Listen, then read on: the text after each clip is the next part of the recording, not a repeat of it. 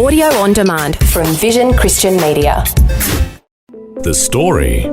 At 18, I'm 18 years old now, I'm finished high school. The temptation to really just sell myself into this sin was really strong.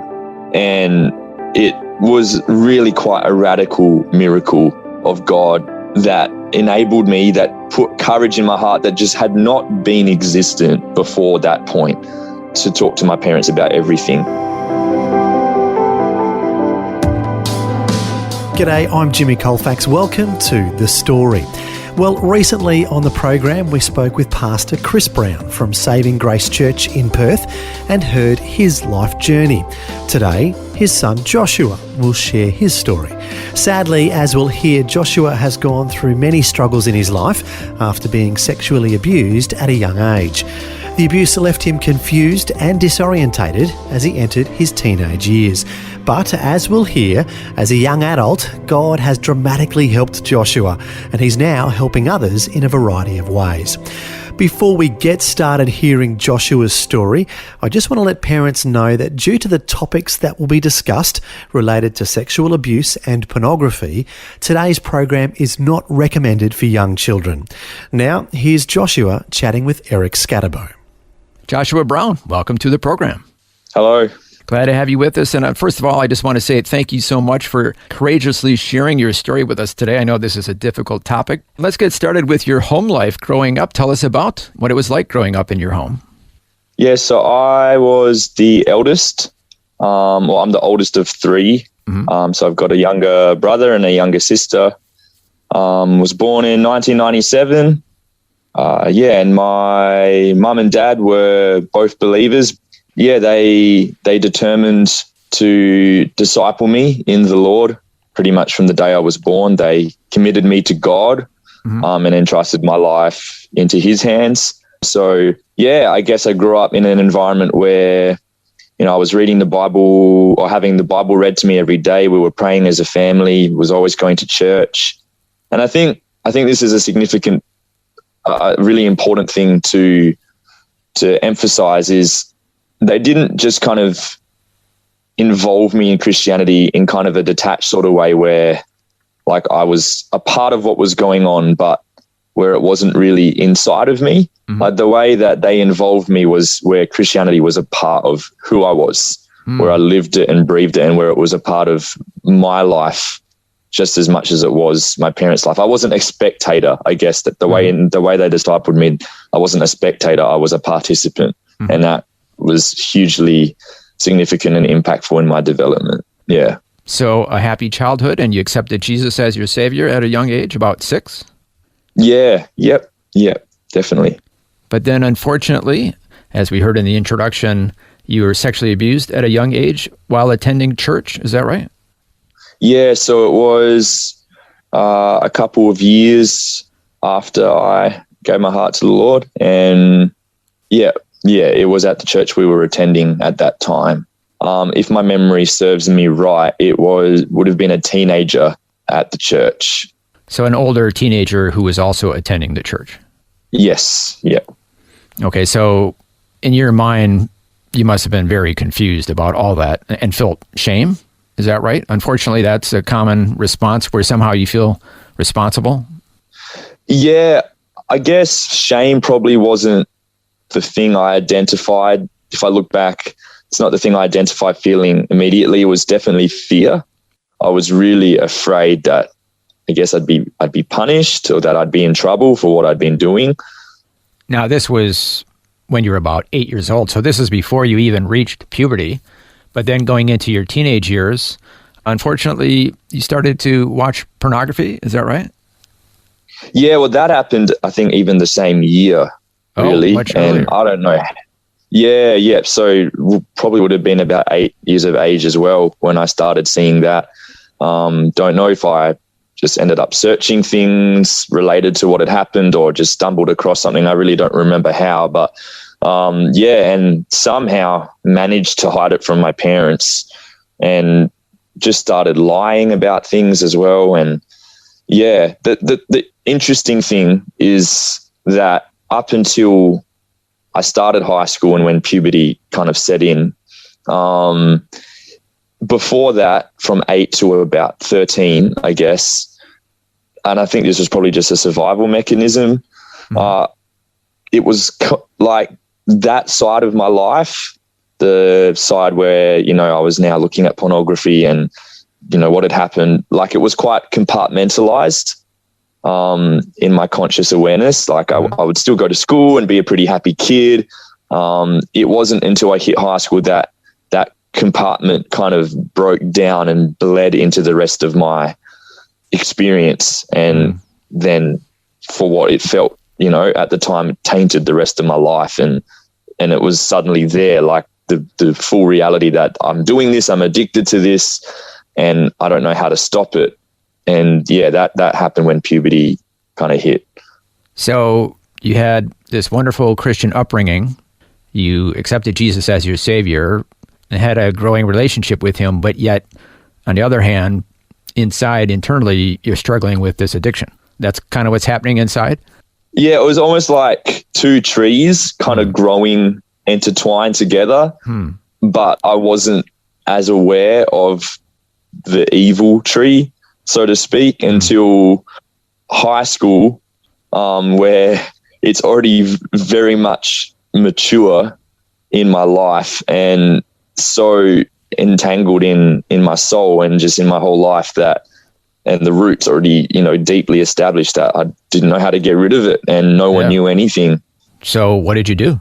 Yeah. So one thing I will add, a detail that I think, is important because I believe it's what probably made this whole process a lot longer than it might perhaps have been, is when I originally started looking at the pornography, I was looking at heterosexual pornography. That's what I stumbled across and that's what I was looking at. But then around the age of 12 and in trying to understand what had happened, I think the guilt just got so great in terms of what I was looking at.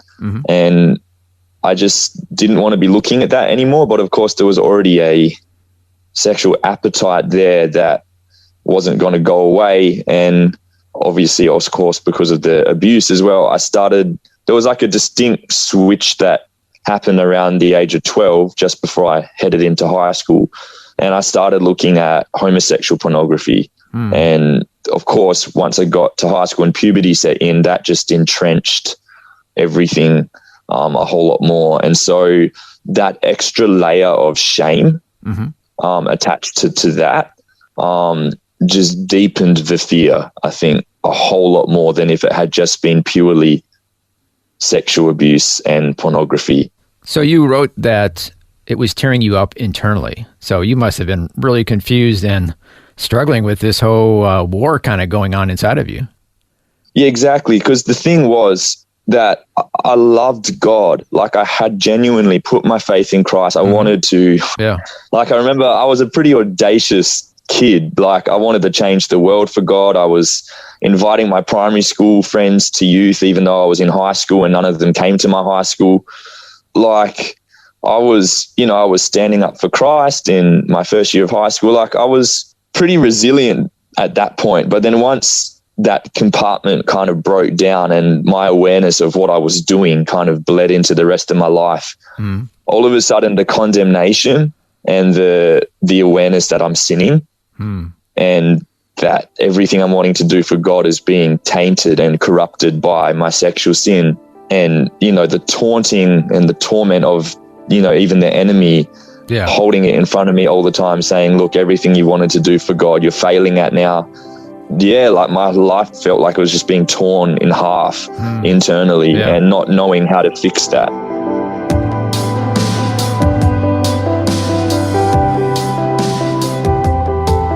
You're listening to The Story. Today, Eric Scatterbo is chatting with Joshua Brown about the challenges he's gone through after being sexually abused at a young age. We'll hear more of Joshua's story and how God has helped him to heal when we return. The Story. If this program has highlighted something you'd like prayer for, we'd love to pray for you. Call 1-800-PRAY-FOR-ME. That's 1-800-772-936. It's a free call. or text 0401 132 888.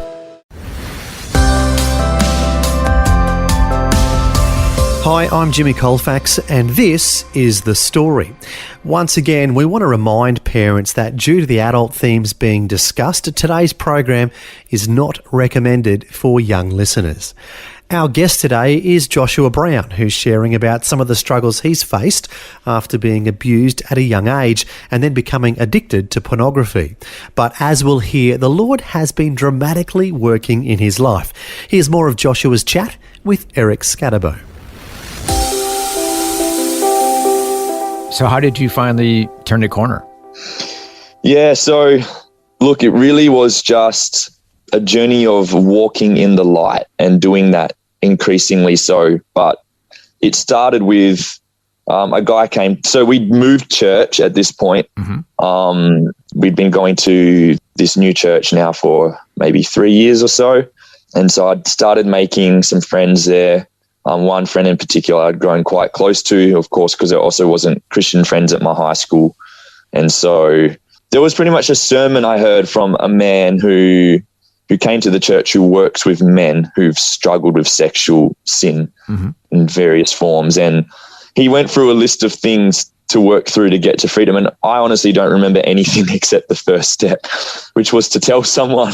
And I don't know. It's just like at that moment, I just knew I've got to do this. I guess I'd been hoping that God would just deal with it. I'd been praying for that, but it wasn't happening. But after that sermon, I realized I have to do that. There was just a conviction there to do it. But I said, God, I don't know who to tell though. There was no way I was telling my parents at this point.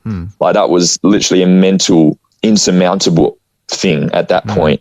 Like I don't think I was psychologically capable of doing it at that point. But this friend of mine who was my best mate at the church, my same age as me, from all I know, hadn't gone through anything like I'd gone through. But yeah, I told him everything at 14 years of age, every single thing.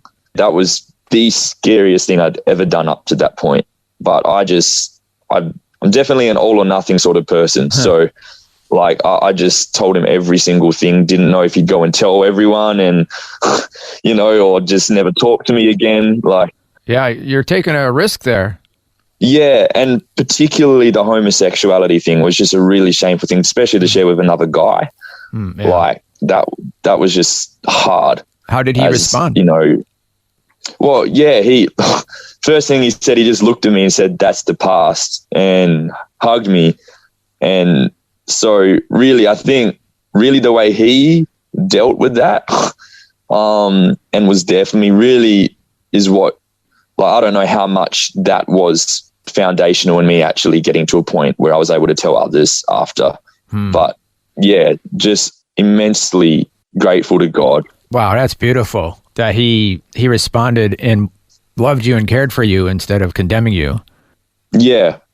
And he kept it confidential and so that pretty much led to, and look, it was step by step. At 15, I spoke to my youth pastor about everything.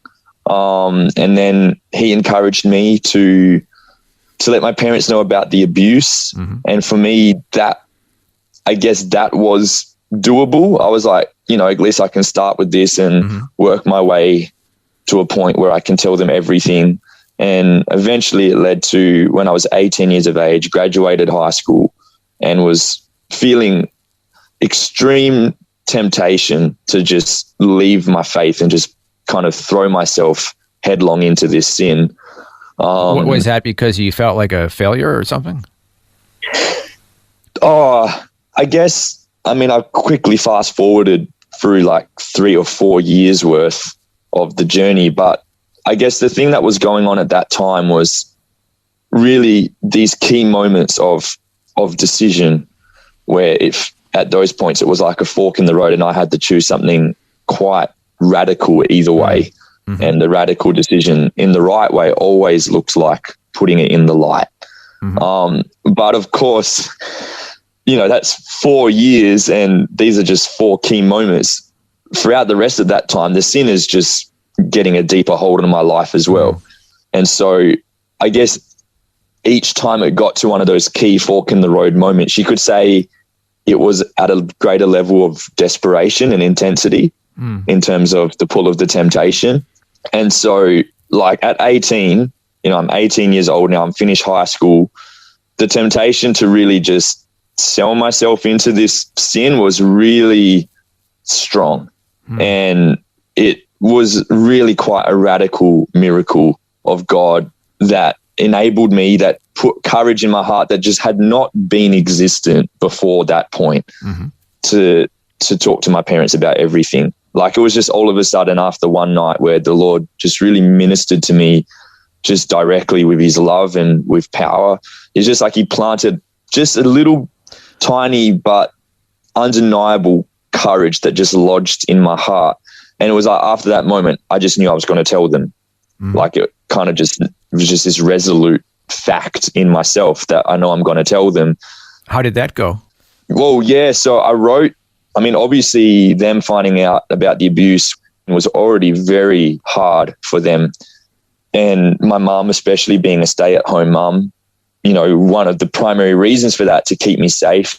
Like, they were always really careful about not letting me have sleepovers and stuff like that, because of their awareness that that stuff can go on unbeknownst to parents.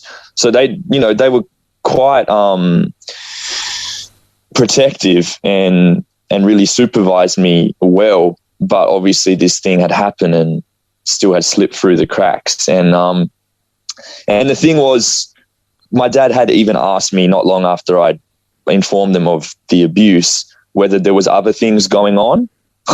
And I lied about that because I knew if I told them about the pornography that it would be discovered what pornography I was looking at. Yeah. And so again, that deeper level of shame that came with the homosexual pornography, just the fear was so great. But yeah, so I got to this point where I wrote this letter at 18, and yeah, look, it was hard for my family, especially my mum and dad. Like, I don't think I'll ever comprehend what that, how they had to bring that to God and work through that in their own heart. And even just how we've had to work through our relationships as a family with all the brokenness and distrust and deceit and all of the mess that, just was going on for really 10 plus years. Like, I'm 25 now, and this is 18. So it's like your whole childhood and teenage life, So yeah, no, it definitely was a very difficult time for my mum and dad. But eventually you met somebody, and that played a big part in your healing, would you say? Yeah. So if we fast forward 2 years to when I'm 20, I've gone through a 2-year period of, I guess, just like roughly 6-month periods of sinning again. Like, my hope was that I would have stopped that after telling my mum and dad everything, but still ended up going back to that and then confessing, making that hard decision again to confess. But by the time I got to 20, I guess you could say the level of despair had actually gotten worse, because even though I'd done the hardest thing that I'd ever imagined I could do in my life, which was tell my parents everything, that was the thing though. Like, I'd done everything by this point that I knew to do. It's like I'd exhausted every option and I'm still in this place. And it just seemed inevitable that it was going to, I guess, have the sovereign say in my life. I was struggling with faith in God and in his love for me. And so at 20 years of age, I prayed probably one of the scariest and most desperate prayers I've ever prayed in my whole life, but also probably one of the most humble prayers I've ever prayed. I think I was too scared to pray this before, but at this point I just reached the brink, and I said to God pretty much, because I was aware that love that I had for him as a little kid, that love that was so apparent, that was so clear and pure and bright as a kid, that had almost died. Yeah. Like that was almost non-existent in my heart. And I knew God was real, there's no doubt about that. I'd gone on a pretty intense intellectual journey through these years as well, and really questioned my faith and come out the other side of that more convinced than ever that Christianity is the truth. So I was pretty afraid of where my life was ending up, but my understanding of God's love and consequently my own love for him was just almost dead. And so my prayer was effectively, God, you need to make me fall in love with you again. And if you don't do that in 1 year, I am leaving you. And it's the first time that I'd ever put it in that assertive a way. And yeah, he answered that prayer quite radically. And look, I always stress this when I share my testimony, that God had already been working all this time. There is not a way in the world I would have gotten to that point if God hadn't sustained me by his grace and by his power. But I guess at that point of absolute brokenness and humility, God was able to come in a way that where all the glory would go to him and none of it, go to me. And yeah, he answered that prayer, one, through a very important revelation of his grace that I just had not really understood, especially in relation to this sexual sin in my life. That was really where all the fear was coming from. But then on a relational level, yeah, God brought a girl into my life. And prior up to this point, I had not been with anyone, girl or guy, just to clarify that. I always still wanted to have a relationship with a girl. And it was really profound looking back, the timing of things. Like, I literally met her and I didn't think that much of it at the time, but it was right at the time when I said that prayer. Oh, wow. And the first, I guess you could say, significant conversation we had that was kind of a pivotal one in our relationship developing further happened the very night I confessed to my parents again what had been going on. Oh, wow.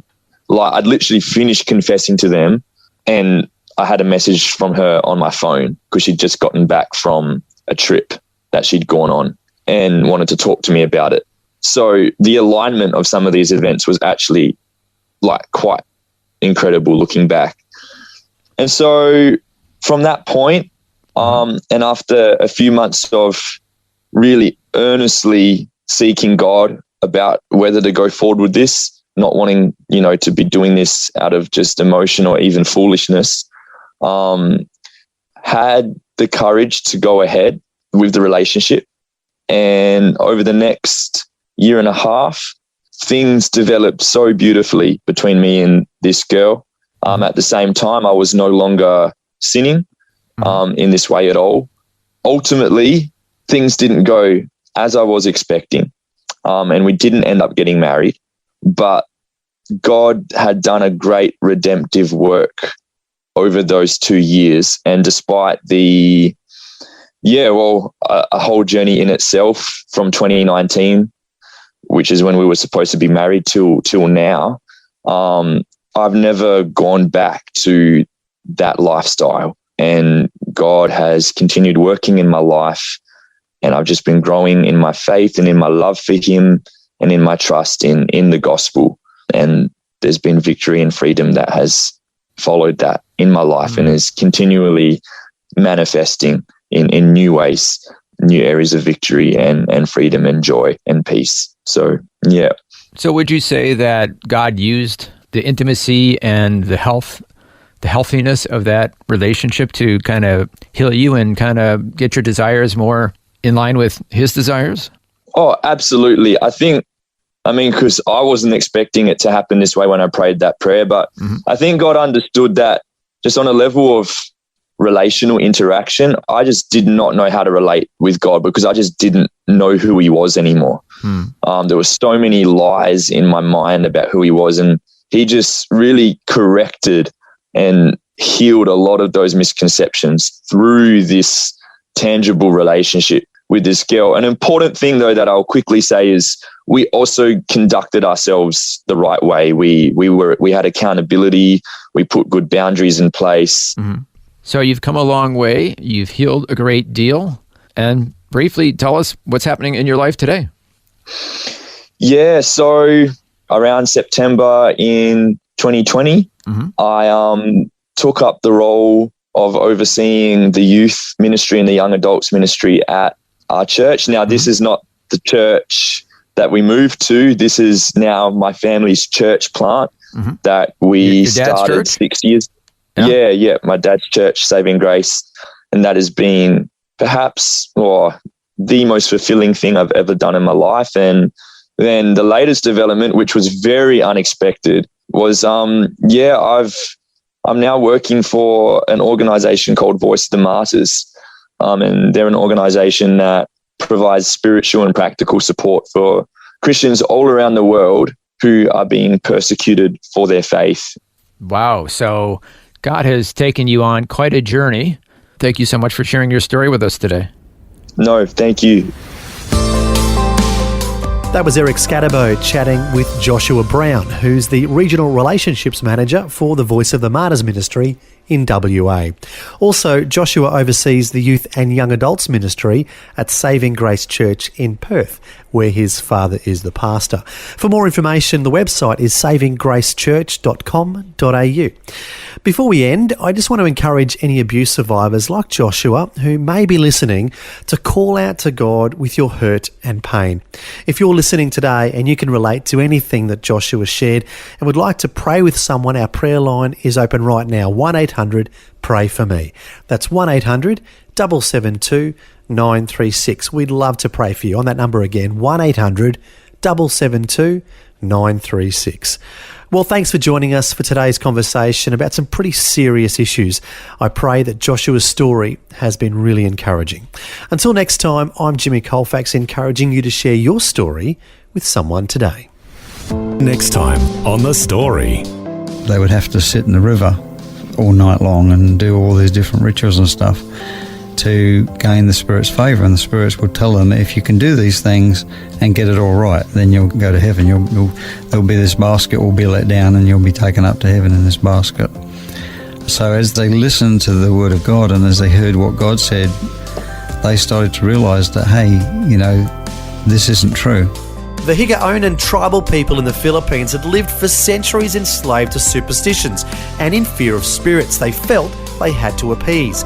Until one day, the village witch doctor had a dream that white men would come with a book. That's when Australian missionaries Ron and Michelle Jennings entered into the picture and were used by the Lord to help set them free from bondage. We'll hear that incredible story next time. The Story. Just another way Vision is connecting faith to life. Thanks for taking time to listen to this audio on demand from Vision Christian Media. To find out more about us, go to vision.org.au.